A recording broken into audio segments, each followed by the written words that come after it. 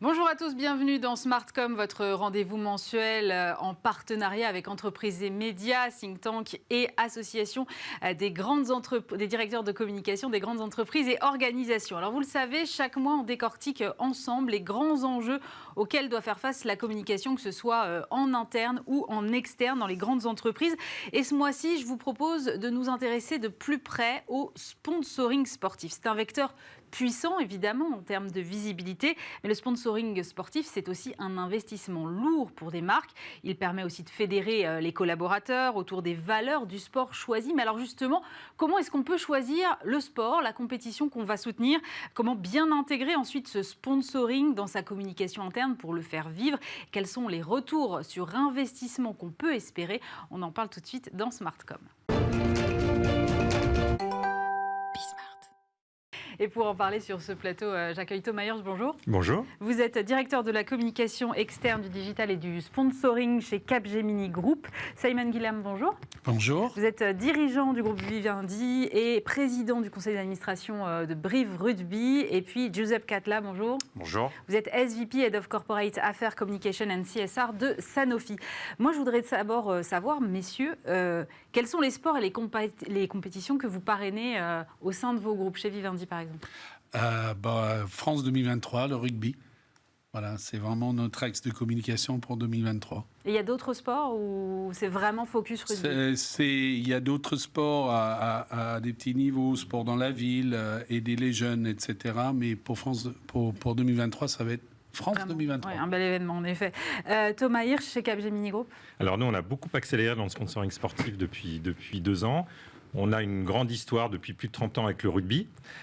Aussi, décidément. Voilà, depuis avec notre fondateur Serge Kampf, qui était un grand passionné de rugby. Donc on est dans le rugby, on était au début avec un certain nombre de clubs en France, après le rugby à 7, et on est maintenant sponsor mondial de la Coupe du Monde de rugby féminine, qui vient de se terminer, je vous en raconterai un petit peu si vous voulez, en Nouvelle-Zélande, j'en reviens, et la Coupe du Monde de rugby masculine, qui a lieu évidemment l'année prochaine en France. Et on a aussi maintenant un partenariat, on est partenaire mondial de la Ryder Cup en golf, qui est vraiment la compétition la plus emblématique, j'allais dire, au golf entre l'Europe et les États-Unis. Et nous sommes aussi partenaires de Peugeot sur leur hybrid car, qui va participer notamment aux 24 heures du Mans.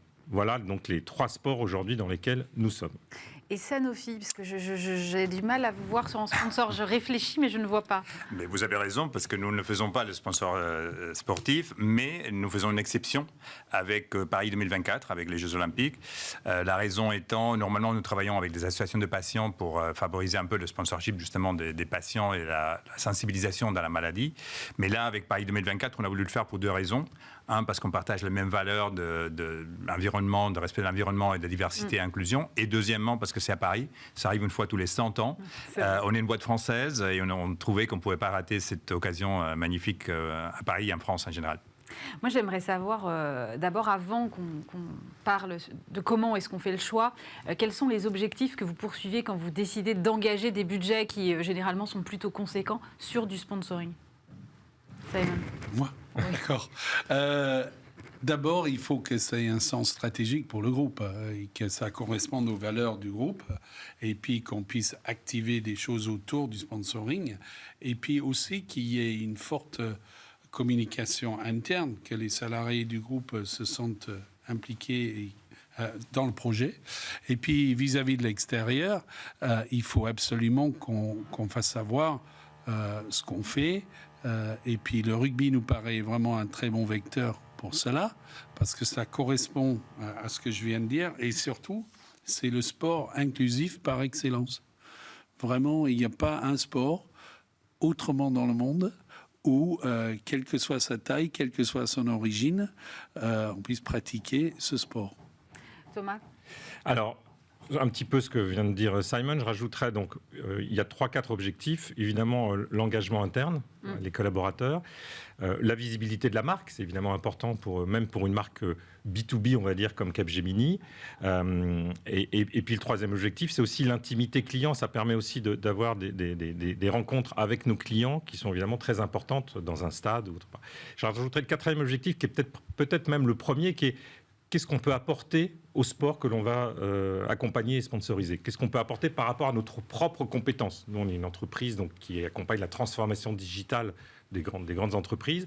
Qu'est-ce qu'on peut apporter en termes d'innovation, de technologie? Et puis on y reviendra peut-être aussi en matière de diversité et de sustainability. Et ça, c'est quelque chose qui est très important pour nous aussi. Joseph, quels sont vos objectifs à vous alors? Alors, normalement, vous le savez, dans le monde de la santé, déjà, on ne peut pas faire la publicité. Il y a normalement des intérêts aussi pour le sponsoring, pour en avoir une visibilité externe. Ouais. Donc, nos axes se centrent dans 2-3 choses. Un, les valeurs, comme tout le monde a dit ici, c'est important. On ne pourrait pas sponsoriser quelque chose qui vont contre nos propres valeurs.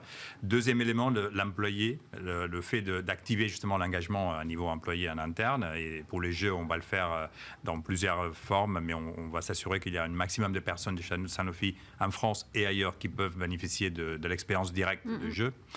Et un troisième élément aussi, qu'est-ce qu'on peut contribuer là-dedans? Dans le cas de jeu, on voit qu'il y a énormément de parallélisme entre la science et le sport dans la course pour s'améliorer, pour se surmonter, pour devenir le meilleur et apporter la meilleure solution ou pour gagner la meilleure médaille. On va y trouver des similitudes.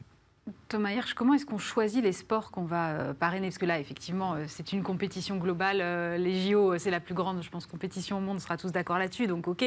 Mais après, pourquoi choisir un sport plutôt qu'un autre? Les valeurs du sport sont a priori universelles. Donc pourquoi sponsoriser le rugby plutôt que le foot, plutôt que l'athlétisme ou autre chose? Alors, je vous ai dit, on sponsorise le rugby, le golf et une hybrid car, mais je veux parler peut-être plus de rugby, qui est vraiment l'histoire que l'on a avec ce sport depuis plus de 40 ans. Nous, on est une entreprise on est 360 000 personnes dans le monde, hein, c'est pas connu, mais c'est quand même un groupe important en termes de people. Et notre métier, c'est de vendre un peu la matière grise de nos équipes. Hein. On n'a pas de produits à vendre, on a des services à vendre.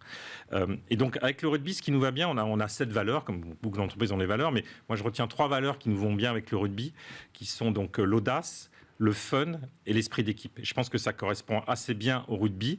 Nous, c'est un travail d'équipe, ce qu'on fait. Et donc, le choix du rugby s'est fait un petit peu comme ça. Et comme l'a dit Simon, on se sent à l'aise dans ce sport parce que c'est vraiment des valeurs qui vont bien à des groupes comme les nôtres. Donc, c'est pour ça vraiment qu'on a choisi le rugby. C'est vraiment en lien avec nos valeurs et finalement notre métier. Je me tourne vers le président de club, alors, du coup. Que viennent chercher les sponsors, par exemple, à Brive, avec le club de Brive? Oui, c'est une très bonne question. D'abord, et je suis désolé parce que c'est galvaudé, mais c'est d'abord les valeurs.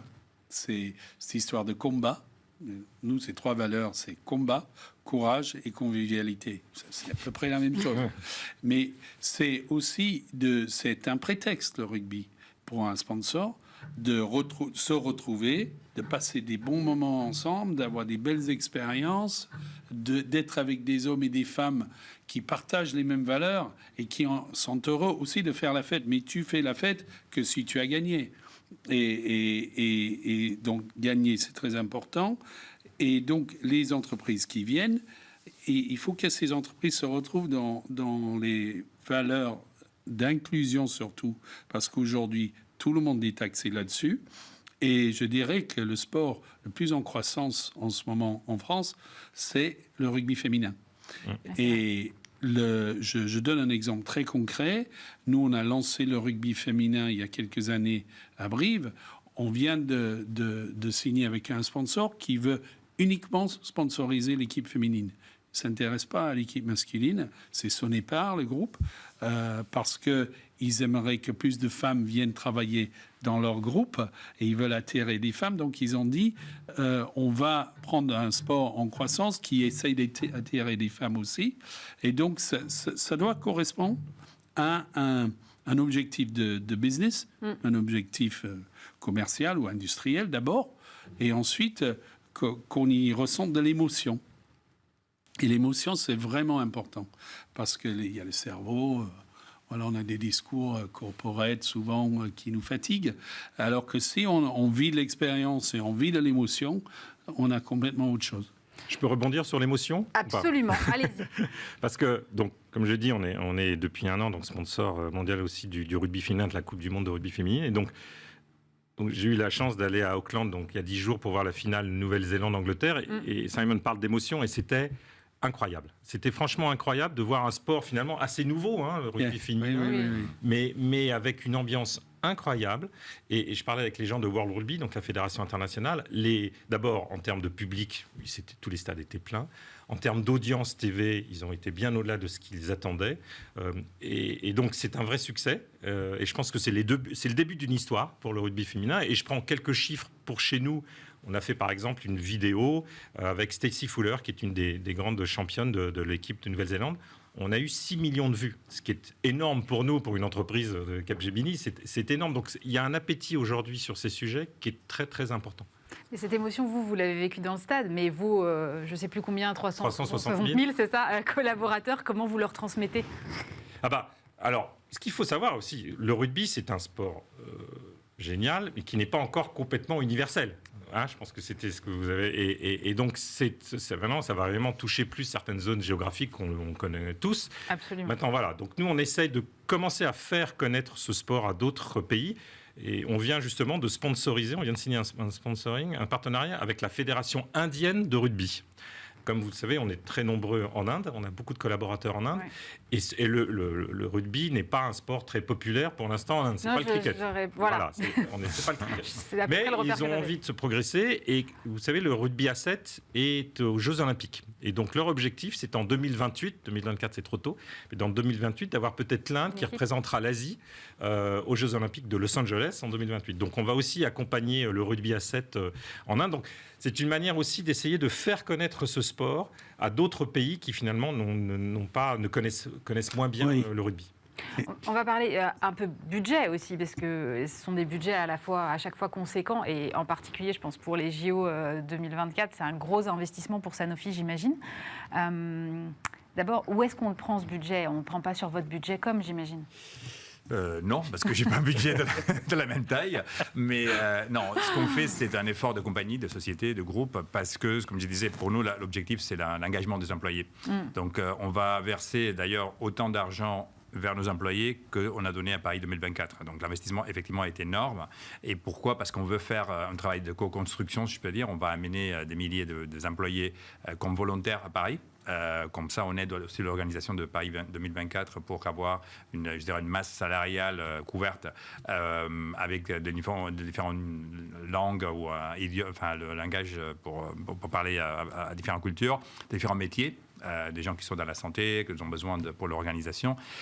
Et aussi, on va faire venir plus de 7000 employés de Sanofi à Paris pendant les Jeux. Et on fait un investissement 50% aux Jeux, 50% paralympique.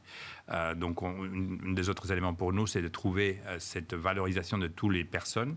D'ailleurs, la campagne qu'on fait, on appelle Ignite Everyone's Potential. C'est très anglais, mais bon. Donc, c'est soulever le potentiel de chacun. Parce que, voilà, ce qu'on veut dire, c'est que le sport est un élément unificateur. Peu importe ton origine, ta croyance ou tes orientations sexuelles, il n'y a aucune différence. Et aussi, l'aspect d'accessibilité pour les gens qui ont une discapacité tout autre. Donc, 50% pour les Jeux, 50% pour les Paralympiques. Et un engagement qui, est plutôt sur la personne que sur la marque en général. Donc ça veut dire, si je comprends bien, que le sponsoring, comme à peu près toute action de communication aujourd'hui, doit être responsable ? Ah oui, absolument. Absolument. C'est fini les sponsoring où on passe des heures et des heures, où emmener les gens en week-end et payer tout frais, etc. Tout ça, c'est terminé. Aujourd'hui, il faut que ça ait un sens. Et ça, c'est très important. Je donne un exemple. Dans notre partenariat avec France 2023, on va emmener des ateliers de rugby avec des rugbymen de haut niveau dans différents quartiers autour de Paris. On va faire ça dans les différentes villes où il y aura la Coupe du Monde. Il faut se servir de ça pour ouvrir à d'autres populations qui n'auraient peut-être pas accès à ces sujets. Et ça a beaucoup de sens pour les personnes en interne. Si on fait des choses comme ça, c'est pas juste un happy few autour d'un stade. C'est très, très important. Thomas ? Moi, j'ai peut-être deux exemples, justement, par rapport à cette responsabilité, toujours dans le rugby, on va prendre. Le premier, c'est... on travaille avec World Rugby sur tout ce qui est head injuries, on appelle head injury. Donc, on travaille sur les protège-dents connectés, puisqu'il y a donc maintenant les joueurs professionnels. Comment ça, des protège-dents connectés ? Oui, et ben voilà. Donc, on va avoir des protège-dents qui sont connectés, sur lesquels on va récupérer des données. qui vont nous permettre de mieux comprendre les chocs qu'un joueur de rugby ou qu'une joueuse de rugby peut avoir. Donc, nous, après, c'est Sanofi qui fera la voilà, suite logique. on pourrait faire un partenariat avec Sanofi. Voilà. Mais donc, voilà, c'est un exemple où, sur cette responsabilité, on va essayer d'accompagner ce sport pour justement, on sait qu'il y a beaucoup de problèmes sur ce sujet. C'est vraiment bien, ça. Voilà, dans c'est ce vraiment sport. bien. Et je suis sûr qu'on peut avoir d'autres idées là-dessus. Le deuxième exemple, c'est sur le rugby féminin. Vous savez que c'est un sport qui est, en tout cas au sein des directions générales, des fédérations, qui est encore très masculin. Et donc nous, on a un programme avec World Rugby qui s'appelle Women in Rugby, où on va soutenir un certain nombre de femmes qui ont déjà des responsabilités au sein de fédérations de rugby pour qu'elles en aient encore plus. Et donc on va les accompagner comment ? Donc on a ce qu'on appelle la Capgemini University, où on va les aider à travers des formations et à travers du mentoring.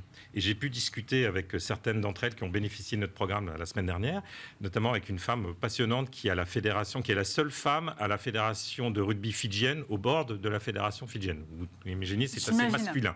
Voilà.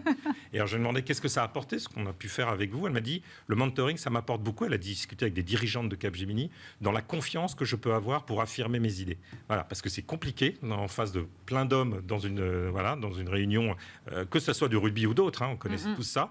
Et le mentoring, c'est là pour les aider, à les accompagner, à avoir plus confiance en elles pour pouvoir affirmer un certain nombre de choses qu'elles ont envie de pousser. Donc c'est un bon exemple. Giuseppe. Oui, je pense qu'il y a un élément que vous êtes en train d'évoquer qui est très important, qui est le sponsoring n'est pas seulement l'événement en soi-même, mais c'est tout le cheminement qu'on va faire jusqu'à l'événement. Pour nous, par exemple, c'est une façon aussi de présenter les valeurs de la société, de montrer que derrière Sanofi, il y a des hommes et des femmes qui ont une croyance et une passion pour la science, mais aussi pour le recrutement de nouveaux talents. Donc, je pense notamment à ce qu'on fait, des expériences qu'on fait déjà en France, comme Place d'Avenir, qui est notre activité tous les ans pour recruter des jeunes en alternance dans des quartiers moins favorisés dans les grandes villes, pas seulement à Paris, dans tout le territoire français, parce qu'on a des sites un peu partout en France. Et donc voilà, là on utilise ça, le sponsoring aussi pour capter des jeunes, des talents qui ne sont pas nécessairement liés à la science, mais que l'on a besoin, data, digital et compagnie. Et c'est une façon incroyable de les engager depuis le début et de voir qu'on est capable de faire des choses qui sont au-delà de ce qu'on attendrait d'une industrie pharmaceutique traditionnelle. Simon, c'est un argument de marque employeur, le sponsoring ? Alors, il faut faire attention parce que pour les salariés, dès qu'on dit sponsoring, on pourrait dire, dis donc, ils claquent du fric là-dedans. Et pendant ce temps-là, nous. Et donc, c'est très important, cette implication des salariés dans les actions. À ce titre-là, nous avons lancé le Touch Rugby en interne pour tous les salariés, que tu sois débutante, que tu sois jeune, que tu sois vieux comme moi, tu peux jouer au Touch Rugby. Et on a organisé à Jean-Bouin, tous les jeudis, on organise du touch rugby, tout le monde vient et on fait un casse-croûte après, et toutes les filiales autour de Paris viennent jouer là. Et on a des pros qui nous coachent, etc. Et donc, qui fait que tout le monde peut jouer. Tout d'un coup, tout le monde dit que le rugby qui était pour des gros mecs avec des oreilles en chou-fleur, ce n'est plus ça. Moi, jeune stagiaire à Vivendi, ou à Havas, je peux jouer au rugby. C'est du team building, ce vieux monsieur chauve, je peux jouer au rugby avec lui. Et donc, ça devient inclusif. Et puis, en plus, on boit un verre après et tout le monde parle à tout le monde. Donc, c'est une marque employeur, mais à condition que tu l'accompagnes vraiment en interne. Là, on est en train de faire où je fais un passe à lui, mais lui, il n'est pas vraiment là. Il est dans une autre pays, et lui, il reçoit le ballon. Vous voyez, on a vu ça pendant le Covid. On est en train de faire ça autour du monde de Vivendi, donc en Australie, à Hong Kong, partout, et tout le monde se jette le ballon pour dire qu'on est tous autour de la Coupe du Monde. Et tout le monde adore ça. Donc, c'est une marque employeur. Si vraiment tu walk the talk, si tu fais des choses. Sinon, ça reste des happy few dans l'horloge avec du champagne. Chez Capgemini, comment vous faites vivre ça en interne ? Alors, c'est pareil, la marque employeur, c'est hyper important pour nous. L'année dernière, on a recruté plus de 110 000 personnes dans le monde. C'est beaucoup. Essentiellement des jeunes. Donc 70% des jeunes qui sortaient de leur école d'ingénieurs. Et c'est vrai qu'aujourd'hui, vous voulez recruter un data scientist. S'il va, peut-être qu'aller dans une start-up ou Capgemini, il va se dire, je suis jeune, machin, j'ai envie d'aller dans une start-up. Donc il faut aussi donner un coup de jeune à notre image. Et ça joue pas mal. Et donc comment on fait fait un peu la même chose que Simon. On va organiser cette année une Coupe du Monde interne de rugby, de touch rugby, de tag rugby. En fait, on va plutôt tag rugby. On va prendre plusieurs pays, notamment des pays qui ne sont pas passionnés par le rugby, mais comme le tag rugby, c'est très facile. Ben voilà, donc on va les inviter, les accompagner, et on a d'autres actions. Donc c'est vraiment la marque employeur, c'est peut-être, on l'a dit, c'est un des objectifs numéro 1, surtout pour nous qui sommes un très très très gros recruteurs dans le monde. Comment vous espérez mesurer le retour sur investissement, le ROI? Est-ce que c'est mesurable d'abord, par exemple? Alors, officiellement, tout est mesurable dans la vie, mais parfois, c'est plus la quali que la quanti qu'il faut trouver. Je pense que, moi, je vais rebondir un peu sur ce qu'on vient de dire. C'est de nouveau l'expérience employée qui est important. C'est la fierté d'appartenance à la marque, d'une marque qui a fait quelque chose qui a apporté un bien quelque part. La marque qui défend certaines valeurs, qui nous aide, dans lesquelles nous sommes représentés. Sanofi est en train de faire une transformation, une modernisation de la marque, pas seulement de l'image, mais vraiment de la marque derrière. Vous avez vu la nouvelle marque qu'on a lancée justement au début d'année, où la seule voix de Sanofi, c'est les employés qui la portent. C'est pas la boîte qui parle ou qui dit on est le meilleur, c'est les histoires des hommes et des femmes qui travaillent derrière. Donc on fait exactement la même chose avec les jeux, et on espère qu'avec ça, les gens vont être une fois de plus beaucoup plus fiers de pouvoir contribuer à une cause qui serve, qu'on peut s'amuser avec le sport, mais qui serve aussi à construire un pays, une ville comme Paris et une boîte comme Sanofi. Je vais répondre, je voudrais juste revenir, donner un autre exemple sur la marque employeur. C'est comment, ce qui marche aussi, c'est impliquer nos collaborateurs dans le sponsoring lui-même. Et je prends l'exemple de la hybrid car sur laquelle on travaille sur la voiture Peugeot. Et ce sont nos propres ingénieurs, qui sont des data scientists, qui travaillent avec les ingénieurs de Peugeot pour améliorer la performance de la voiture. Donc c'est aussi une manière d'impliquer nos collaborateurs dans le sponsoring. Donc ça, c'est plutôt assez beau. Oui. Voilà. Et sur la mesure, pour répondre à votre question, je pense qu'on arrive à mesurer quand même un petit peu sur les réseaux sociaux ce que l'on fait. Je donnais l'exemple de la vidéo tout à l'heure. C'est sûr que dès qu'on montre un peu d'émotion, ça marche. Les gens regardent sur tous les réseaux sociaux. Donc, et donc on voit les scores que l'on fait sur le sport par rapport à des scores de vidéos qu'on peut faire plus sur nos offres. Ça n'a rien à voir. Donc ça crée vraiment un rapport qui est très très différent. Moi, la question que je me pose quand même, c'est vous confiez votre image à une compétition, à un organisme quel qu'il soit, ou en tout cas vous l'associez ou à une équipe. Et si ça se passe mal, et s'il y a des mauvais résultats, et si la compétition est un fiasco pour X ou Y raison, dans quelle mesure est-ce que ça vous retourne dessus et comment vous évaluez, vous, ce risque? Simon? C'est une bonne question. Merci. Je ne sais pas évaluer le risque, pour être honnête. En revanche, je pense qu'on prend moins de risques à soutenir une compétition qu'une équipe. Ça, c'est sûr. Et là, je parle en tant que président de club de rugby. Nos résultats en ce moment ne sont pas terribles. Et voilà, c'est-à-dire, en fait, je vais retourner la chose. C'est un peu comme tu confies ton argent à un organisme. C'est un peu comme à titre perso, je vous confie mon argent, je voudrais que vous en fassiez bon usage. Et si on est sûr, quand on signe, on négocie le contrat et tout, qu'on va en faire bon usage, on est plutôt tranquille sur une compétition. C'est plutôt que s'il y a un acte terroriste ou s'il y a, je ne sais pas quoi, un acte COVID, terroriste. Voilà, Covid. C'est pas nous, c'est pas la marque Vivendi qui est responsable de ça, évidemment, mais il y aura des sujets tellement plus importants que la marque Vivendi à ce moment-là, que voilà. Je me souviens de Munich en 72. Effectivement. Voilà, au Barcelone, je veux dire, c'est des moments très compliqués, mais tu n'en veux pas à la marque après. Thomas? Moi, je pense que pour diminuer les risques, il faut des partenariats de long terme. C'est-à-dire qu'il peut y avoir des hauts, des bas, il peut y avoir des crises, il peut y avoir des succès, des échecs.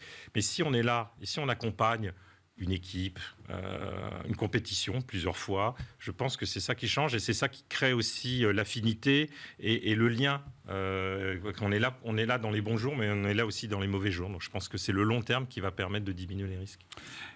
Juste pour rebondir là-dessus, et là, en tant que président du club, on passe un mauvais moment ensemble, mais on le passe avec les sponsors. Et cette notion de fidélité, tous nos sponsors à Brive sont avec nous depuis des années, l'Oxam, Alliance, des belles marques. Et ces patrons-là, Plutôt, ils sont solidaires, ils nous appellent, ils ont courage parce qu'ils savent qu'on fait de notre mieux. Et je pense que tu as vraiment raison sur cette notion de partenariat à long terme. Ouais. Partenariat à long terme, alors vous, ce sera une première, les JO. Vous imaginez reconduire dans un autre pays plus tard déjà Alors non, pour la raison que j'ai dit avant, parce que notre principe, si vous voulez, c'est de plutôt verser les efforts vers les patients, vers les gens qui en ont besoin dans le secteur dans lequel on travaille, la santé. Mais par contre, je pense que, je reviens un peu à ce qu'on vient de dire, c'est la contribution qu'on peut faire à un sponsorship. Moi, j'y crois pas à un sponsorship juste pour donner de l'argent et avoir une belle marque ou un logo quelque part. Ça, c'est passé, les gens s'en fichent, il y a trop de littérature et trop de l'euro un peu partout. Je pense que c'est justement quand on est co-participe d'un succès ou d'un échec, qu'on va sortir quelque chose de positif. Donc là, on est investi 100% avec Paris 2024. On pense, comme je disais, le trajet d'ici aux Jeux, pendant les Jeux et après. Nous, on travaille avec les autres sponsors de Paris 2024, justement, sur l'aspect de diversité et inclusion sur la ville de Paris. Paris est génial dans certaines choses, mais peut-être un peu moins dans certaines autres. Ce n'est pas une ville inclusive à niveau, par exemple, d'accessibilité au transport public ou autre. Donc, on travaille pour qu'avec les autorités publiques, on puisse améliorer l'accessibilité de la ville après les Jeux. Donc, vous voyez, il y a toujours une continuation après. Comment on va le faire? Bon, on verra ensemble, mais on y pense déjà. Ce n'est pas seulement pour le jour de la photo, le jour de l'ouverture. Oui, on sera là, mais c'est peut-être l'élément le moins important qu'on charge avec cette collaboration. Merci beaucoup, Giuseppe Catla, SVP Head of Corporate Affairs Communication and CSR de Sanofi, Simon Gillam, dirigeant au sein du groupe Vivendi et président donc, du conseil d'administration de Brive Rugby, et Thomas Hirsch, directeur de la communication externe, du digital et du sponsoring chez Capgemini Group. Merci pour vos expériences et de les avoir partagées avec nous. On se retrouve bien sûr le mois prochain pour un nouveau numéro de Smartcom sur Bismart.